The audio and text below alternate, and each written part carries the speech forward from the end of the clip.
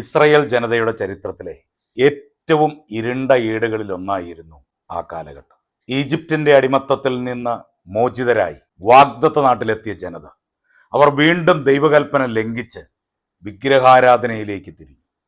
ശിക്ഷയായി ദൈവം അവരെ കരുത്തരായ ഫിലിസ്ത്യരുടെ കയ്യിൽ ഏൽപ്പിച്ചു.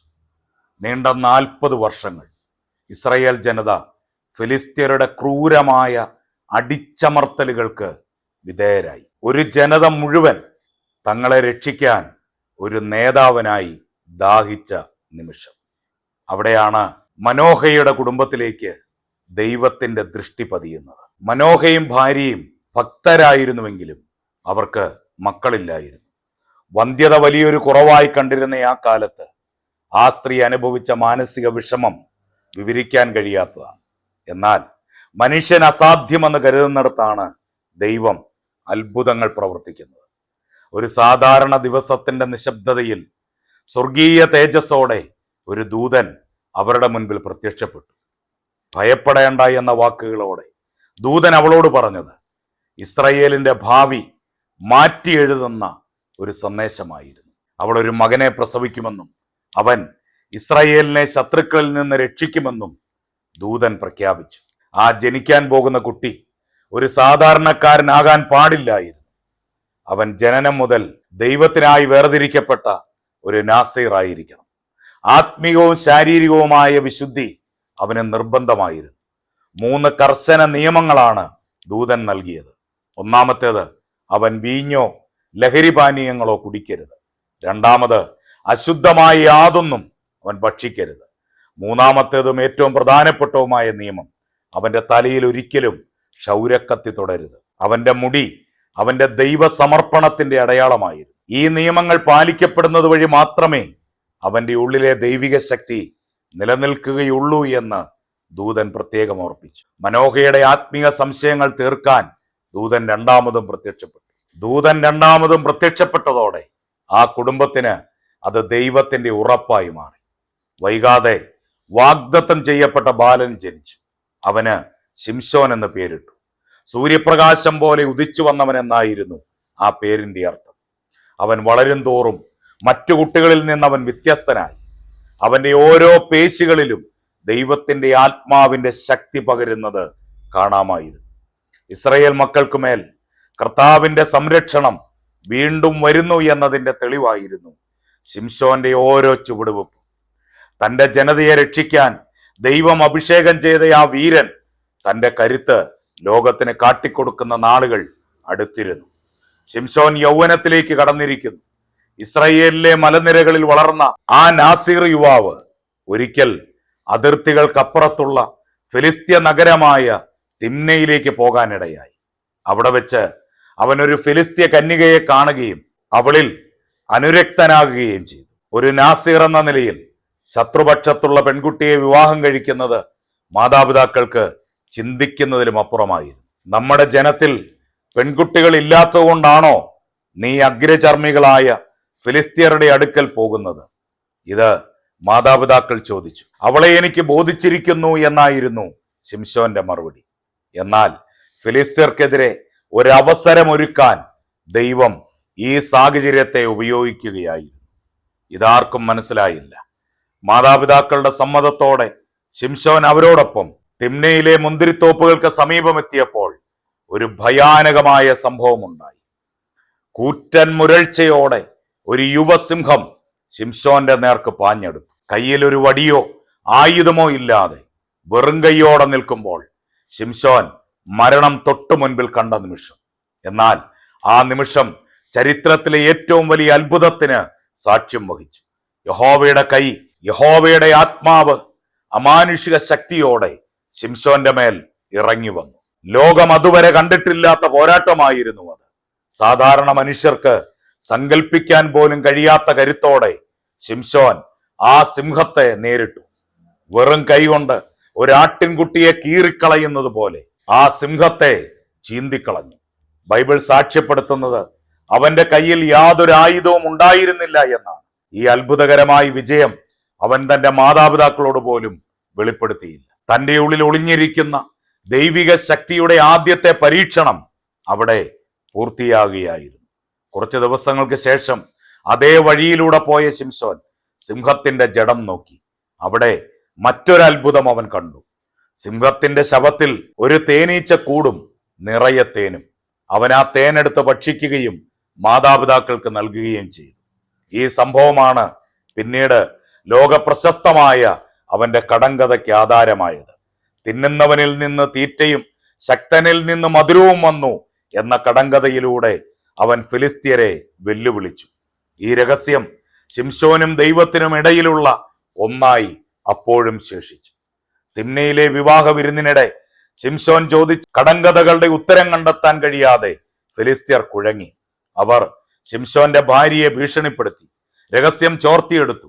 താൻ വിശ്വസിച്ചവർ തന്നെ വഞ്ചിച്ചു എന്നറിഞ്ഞ ശിംശോനിൽ യഹോവയുടെ ആത്മാവ് ശക്തിയോടെ നിന്നു. അവൻ അസ്കലോനിലേക്ക് പോയി 30 ഫിലിസ്ത്യരെ വധിക്കുകയും അവരുടെ വസ്ത്രങ്ങളെടുത്ത് കടങ്കഥയുടെ ഉത്തരം പറഞ്ഞവർക്ക് നൽകുകയും ചെയ്തു. എന്നാൽ ക്രോധമടങ്ങാതെ അവൻ തന്റെ പിതാവിന്റെ വീട്ടിലേക്ക് മടങ്ങി. ഈ സംഭവത്തോടെ ശിംശോനും ഫിലിസ്ത്യരും തമ്മിലുള്ള ദീർഘകാല യുദ്ധത്തിന് തുടക്കം കുറിക്കുകയായിരുന്നു. കുറച്ചു കാലത്തിന് ശേഷം ശിംശോൻ തന്റെ ഭാര്യയെ കാണുവാൻ തിന്മയിൽ നിന്നെത്തിയപ്പോൾ അവളെ മറ്റൊരുവന് വിവാഹം കഴിച്ചു കൊടുത്തതായി അവൻ അറിഞ്ഞു. ഇത് ഫിലിസ്ത്യരുടെ സമ്പദ് വ്യവസ്ഥയെ തകർക്കുന്ന ഒരു നീക്കത്തിന് അവനെ പ്രേരിപ്പിച്ചു. അവൻ 300 കുറുക്കന്മാരെ പിടികൂടി അവയുടെ വാലുകൾ തമ്മിൽ കൂട്ടിക്കെട്ടി വാലുകൾക്കിടയിൽ തീപ്പന്തം വെച്ച് ഫിലിസ്ത്യരുടെ വിളഭൂമിയിലേക്ക് വിട്ടു. കൊയ്തെടുത്ത ധാന്യങ്ങളും മുന്തിരിത്തോട്ടങ്ങളും ഒലിവ് മരങ്ങളും അഗ്നിക്കിരയാക്കി. ഫിലിസ്ത്യരുടെ അഹങ്കാരത്തിന് ശിംശോൻ നൽകിയ കനത്തമായ പ്രഹരമായിരുന്നു അത്. ഫിലിസ്ത്യർ പകരം വീട്ടാനായി യഹൂദയെ ആക്രമിച്ചു. സ്വന്തം ജനതയുടെ സുരക്ഷയ്ക്കായി ശിംശോൻ കീഴടങ്ങാൻ തയ്യാറായി. 3000 യഹൂദന്മാർ ചേർന്ന് പുതിയ കയറുകൾ കൊണ്ട് ശിംശോനെ ബന്ധിച്ച് ഫിലിസ്ത്യർ കേൾപ്പിച്ചു കൊടുത്തു. തന്നെ കെട്ടിയിട്ടിരിക്കുന്ന ചങ്ങലകൾ കണ്ട് ആക്രോശിച്ചു വന്ന ഫിലിസ്ത്യ സൈന്യത്തിന് മുൻപിൽ വെച്ച് ശിംശോൻ തന്റെ അമാനുഷിക ശക്തി വീണ്ടും വെളിപ്പെടുത്തി. അവന്റെ മേൽ വന്ന ദൈവത്തിന്റെ ആത്മാവ് ആ പുതിയ കയറുകളെ വെറും ചരടുകളെ പോലെ പൊട്ടിച്ചെറിഞ്ഞു. കൈകളിൽ ആയുധമില്ലാതിരുന്ന ശിംശോൻ നിലത്ത് കിടന്ന ഒരു കഴുതയുടെ പച്ച താടിയല് കയ്യിലെടുത്തു. ആ ഒരൊറ്റ ആയുധം കൊണ്ട് അവൻ 1000 ഫിലിസ്ത്യ യോദ്ധാക്കളെ വധിച്ചു. ലോക ചരിത്രത്തിലെ സമാനതകളില്ലാത്ത ഒരു പോരാട്ടമായിരുന്നു അത്.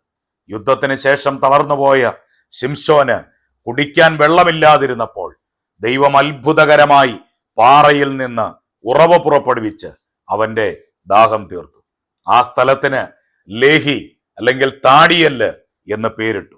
ഇതിനുശേഷം 20 വർഷക്കാലം ശിംശോൻ ഇസ്രായേലിന്റെ ന്യായപാലകനായി വാണു. 20 വർഷം ഇസ്രായേലിനെ നയിച്ച ശിംശോൻ ഒരിക്കൽ സോറൈക് താഴ്വരയിലുള്ള ദലീല എന്ന ഒരു സ്ത്രീയെ സ്നേഹിച്ചു. ശിംശോനെ നേരിട്ട് യുദ്ധത്തിൽ തോൽപ്പിക്കാൻ കഴിയില്ലെന്ന് ബോധ്യപ്പെട്ട ഫിലിസ്ത്യ പ്രഭുക്കന്മാർ ഈ അവസരം മുതലെടുത്തു. അവർ ദലീലയെ സമീപിച്ച് ഒരു വാഗ്ദാനം നൽകി. ശിംശോന്റെ അമാനുഷിക ശക്തിയുടെ രഹസ്യം കണ്ടെത്തിയാൽ ഓരോരുത്തരും 1100 വെള്ളിപ്പണം വീതം അവൾക്ക് നൽകും. പണത്തോടുള്ള ആർത്തിയിൽ അവൾ തന്റെ സ്നേഹത്തെ ഒറ്റിക്കൊടുക്കുവാൻ തയ്യാറായി. ദലീലെ ഓരോ ദിവസവും ശിംശോനെ നിർബന്ധിച്ചുകൊണ്ടിരുന്നു. നിന്റെ ഇത്ര വലിയ ശക്തി എന്തിലാണ് ഇരിക്കുന്നത്? ആദ്യമൊക്കെ ശിംശോൻ അവളെ കബളിപ്പിച്ചു. 7 പച്ചവള്ളികൾ കൊണ്ട് കെട്ടിയാൽ തന്റെ ശക്തി പോകുമെന്ന് അവൻ പറഞ്ഞു.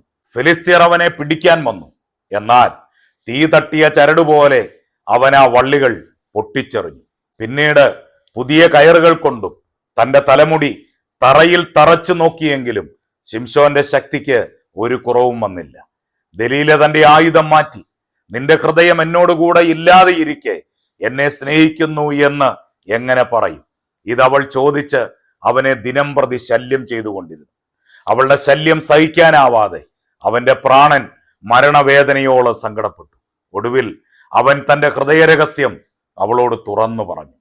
താൻ ഗർഭം മുതൽ ദൈവത്തിന് നാസീറാണെന്നും തന്റെ തലയിലെ മുടി ചിരച്ചു കളഞ്ഞാൽ തന്റെ ശക്തി തന്നെ വിട്ടു പോകുമെന്നും അവൻ വെളിപ്പെടുത്തി. നാസീർ വ്രതത്തിന്റെ ഏറ്റവും പ്രധാനപ്പെട്ട നിയമം ലംഘിക്കപ്പെടാൻ പോവുകയായിരുന്നു. ശിംശോൻ തന്റെ മടിയിൽ കിടന്നുറങ്ങുമ്പോൾ ദലീല ഒരു മനുഷ്യനെ വിളിച്ച് അവന്റെ 7 ജടയും ചിരച്ചു കളഞ്ഞു. മുടി നഷ്ടപ്പെട്ടതോടെ അവന്റെ ശക്തി അവനെ വിട്ടുപോയി. ശിംശോനെ, ഫിലിസ്ത്യർ നിന്റെ മേൽ വരുന്നു എന്ന് അവൾ വിളിച്ചു പറഞ്ഞപ്പോൾ മുൻപിലത്തെ പോലെ താൻ ശക്തിയോടെ എഴുന്നേൽക്കുമെന്ന് അവൻ കരുതി. എന്നാൽ യഹോവ തന്നെ വിട്ടുപോയി എന്ന് അവൻ അറിഞ്ഞില്ല. ഫിലിസ്ത്യർ അവനെ പിടിച്ചു, അവന്റെ കണ്ണുകൾ കുത്തിപ്പൊട്ടിച്ചു. ചെങ്ങലകളാൽ ബന്ധിക്കപ്പെട്ട ആ വീരനെ അവർ ഗസയിലേക്ക് കൊണ്ടുപോയി. അവിടെ അവനെ തടവറയിൽ മാവരയ്ക്കാൻ നിയോഗിച്ചു. ഗസയിലെ ഇരുണ്ട തടവറയിൽ കാഴ്ച നഷ്ടപ്പെട്ട ശിംശോൻ മാവരച്ചുകൊണ്ട് തന്റെ ദിവസങ്ങൾ തള്ളി നീക്കി. ഫിലിസ്ത്യർ അവനെ പരിഹസിച്ചു. അവരുടെ ദൈവമായ ദാഗോൻ ശിംശോനെ തങ്ങളുടെ കയ്യിൽ ഏൽപ്പിച്ചു എന്ന് അവർ ആഹ്ലാദിച്ചു. എന്നാൽ അവർ ശ്രദ്ധിക്കാത്ത ഒരു കാര്യമുണ്ടായിരുന്നു.